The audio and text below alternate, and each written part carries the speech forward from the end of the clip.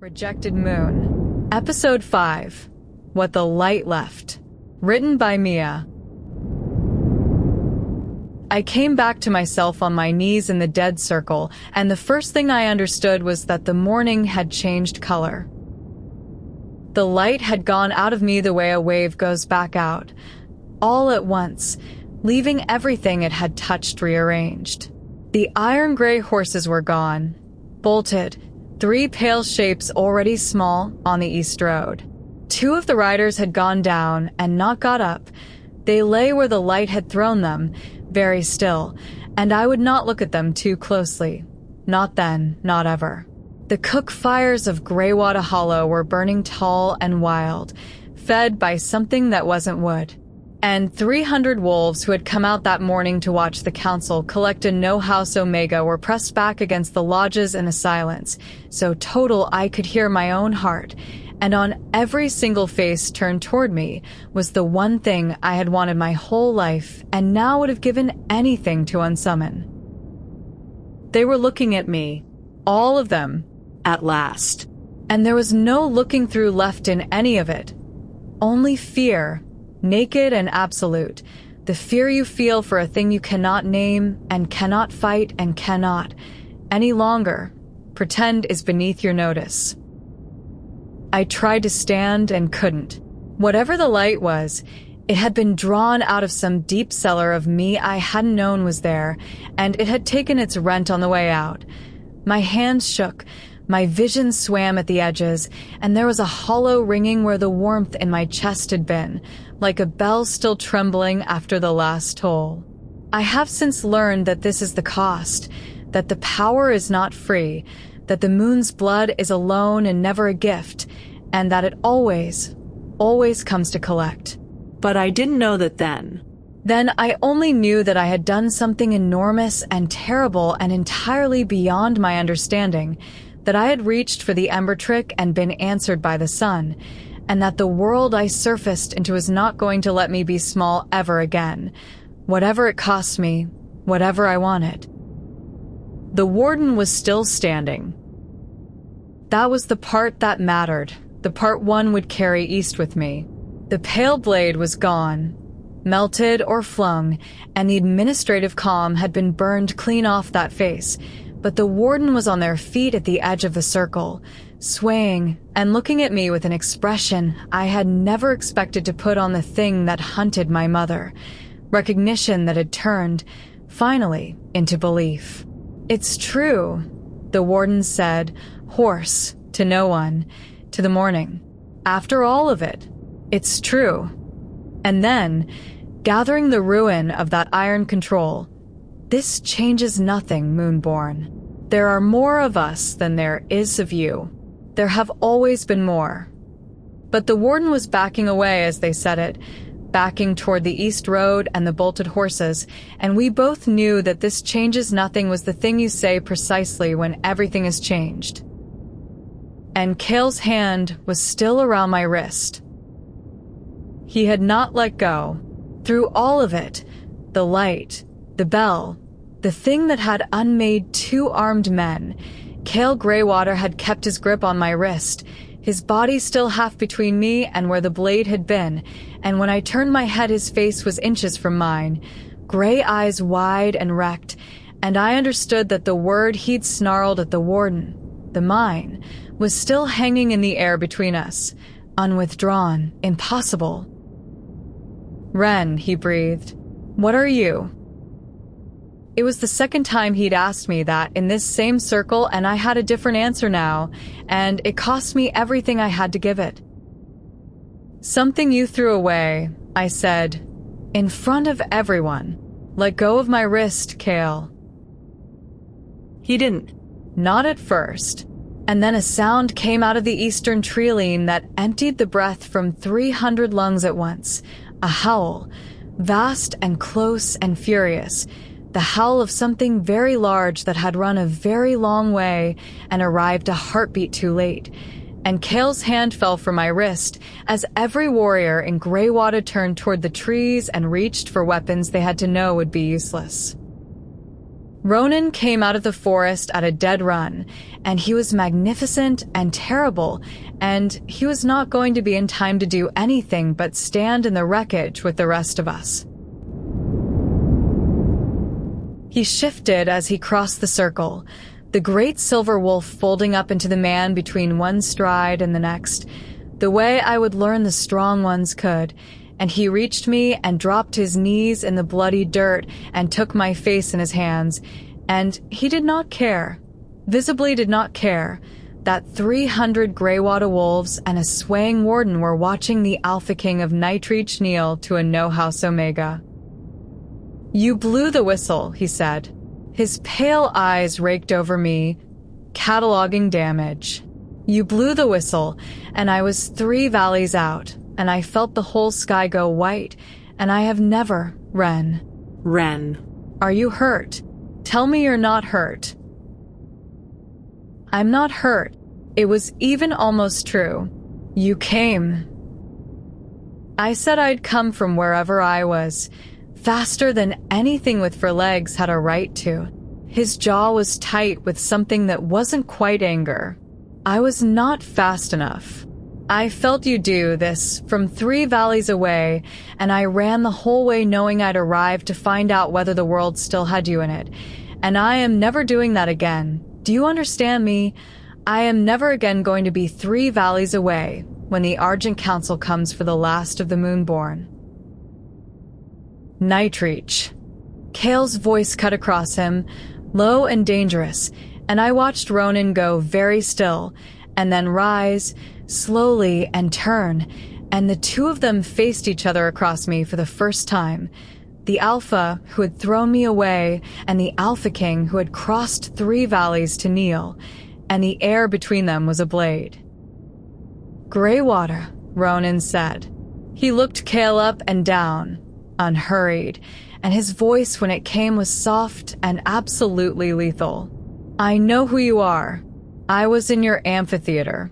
I watched you cut the moon's own blood loose under the open sky to save your little title, and I watched her not break, and I have thought about you every night since, Cale Greywater, with a great deal of attention." He took 1 step. "And now I find you with your hand on her wrist after, like a man who's changed his mind. You don't get to change your mind. That's the thing about what you did. It was a door and you slammed it, and the slamming is permanent. So take your hand off her and your mind out of the air because you rejected the right to either in public, and there are no second choosings." I watched Cale take that, and I watched it land because it was true, and he knew it was true.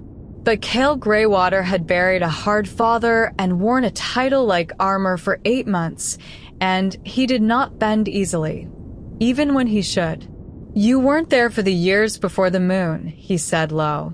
"You saw 1 night. I saw 19.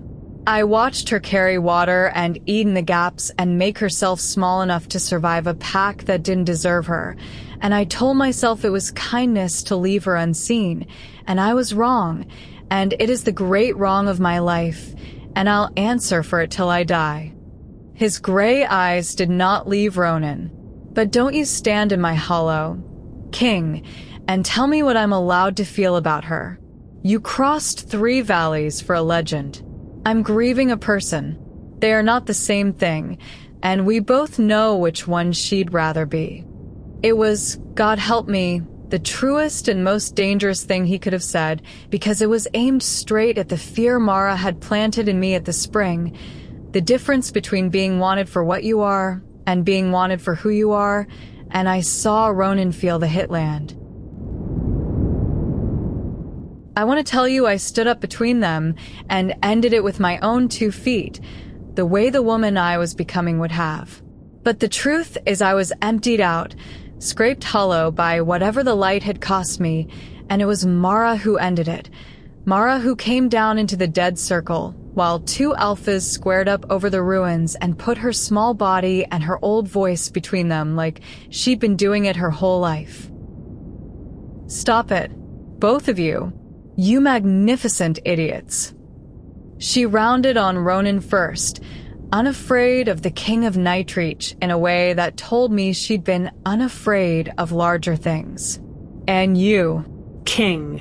you can court her or you can fight him, but you cannot do both in front of 300 terrified wolves and 2 council dead, so choose later. Then she turned to me, and her face changed, gentled, and the fear in it was the worst thing I'd seen all morning. Child. Listen to me, because we don't have long, and what happens in the next hour decides the rest of it. The warden is leaving. Do you understand what that means? It doesn't mean you won. It means they're going to come back, and not with 3 riders. You lit a fire visible from the far side of the mountains this morning. Every Argent in the world felt it. By the next moon, this valley is going to have more iron gray in it than grass, and gray water, her voice cracked. Gray water cannot survive being where the Moonborn was found. You have to go, Wren. Today. Now. Not because they're casting you out. Because the only way to keep this poor, frightened pack alive is to not be standing in it when the council comes back counting. And there it was. The thing I'd refused at the spring 3 nights ago, when I'd told Ronan I'd leave Greywater on my own feet, in my own time, because I chose it. The choosing had arrived. It just didn't feel, the way they never do, like a choice at all. I said my goodbyes in an hour, and they were brief, because the only people in Greywater who would meet my eyes were the dead and the dying fire. Hesper wouldn't. Tessa wouldn't. The elders gathered in their gray knot and looked at the ground. 19 years of being furniture, and in the end the hollow let me go exactly the way it had kept me, by not quite seeing me leave. I found I didn't mind as much as I'd thought I would. You cannot be exiled from a fire you were never allowed to sit at. Cale came to the boundary path as I was leaving. Of course he did. You're going with him. Not a question. He stood in the morning light with his shoulders set against that wind only he could feel, and he looked, for the first time since the choosing, like a young man and not an alpha, to Nightreach, with the king who knelt. I'm going where the council won't burn 300 people to get to me. I shouldered my mother's pendant and Ronan's whistle and the small bundle of a life that had never amounted to much. Don't flatter yourself that this is about him, Cale. Or about you. For once in my life, I'm doing a thing because it's the thing, and not because of which man wants me near or far. He flinched at that, and I was glad, and then I was ashamed of being glad, which is the whole story of loving someone who has hurt you. I shouldn't have said it, he said quietly. In the circle. Mine. I had no right. Ronan's correct about that, the bastard. A muscle moved in his jaw. But I'm not going to pretend I didn't mean it, Wren, because you've had enough lies. I meant it. I have meant it since the moon lit you brighter than anything I'd ever seen, and I was too much my father's son to do anything but put it out. I'll spend the rest of my life knowing exactly what I threw away. That's mine to carry. His voice went rough. I wanted you to leave knowing the rejection was the lie, and the mine was the true thing. Even if I lost the right to say it, especially because I did. I looked at him for a long moment, the man who had broken me in front of everyone and then put his body between me and a blade, and I understood that I was going to carry him east whether I wanted to or not, a splinter under the ribs for a long time. There was a version of the morning where I told him, where I said, I meant it too, you fool. I've meant it since before the moon. I meant it carrying your pack's laundry and eating in the gaps. And that is exactly why I can't stay, because a love that grew in the dark where I made myself small is not a love I can afford to keep. I have to find out who I am in the light first, and I can't do that standing next to the man who only learned to see me the moment I stopped being safe to ignore.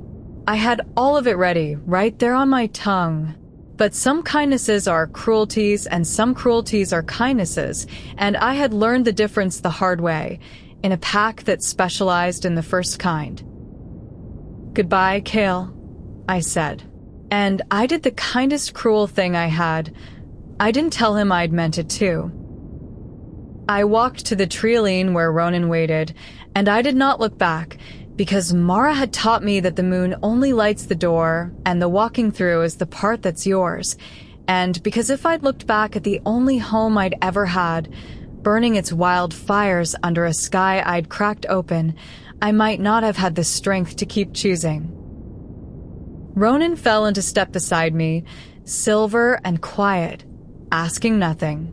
The forest took us, and somewhere behind, in a valley that would never be safe again, a man stood on a boundary path carrying a word he'd thrown away too late, and somewhere ahead, 3 valleys east, a court I'd never seen waited for a queen who didn't know the first thing about being one.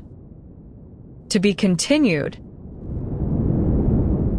That was episode 5 of Rejected Moon. If the moon has you now, the next episode is waiting. Subscribe so you don't lose the trail.